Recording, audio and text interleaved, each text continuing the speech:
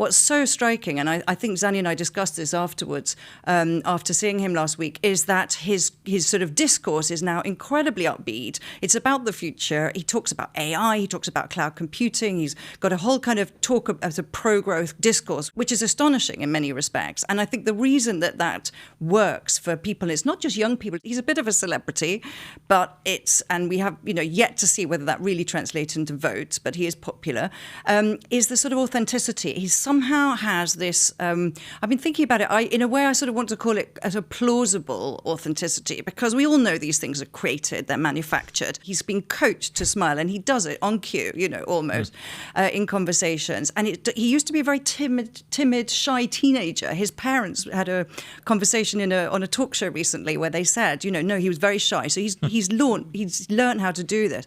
But to me, it's this sort of, it's authenticity that works in politics. It's hard to define. You know it when you see it, and he's got it. And I mean, Farage has that as well in spades, right? He's a very different character. And he's much older, and he's of a different generation, but he didn't have to be taught how to smile. We tried to find a picture of him not smiling, and it was really hard. We did find one eventually. It's good, that one. Optimism always wins. I mean, remember Obama. Does it, though? I mean, Trump is Trump's case of saying clearly. that America's terrible and carnage and things. The thing about Farage that struck me is that in a recent interview, he talked about, he was asked, when does he want to take Britain back to? And he said 1688 was his example.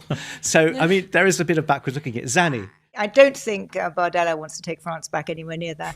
I think he is genuinely, authentically got political stardom. It was pretty clear to me that I was meeting for the first time someone who had some kind of political magic. The other thing that struck me, and I'm not sure, Sophie, whether we talked about it afterwards, but I think he is very consciously has learnt some of the elements of the Trumpian approach. He was talking about, it was not a kind of remember the France of the past. It was very much a forward-looking one, but it was, effectively making France great again.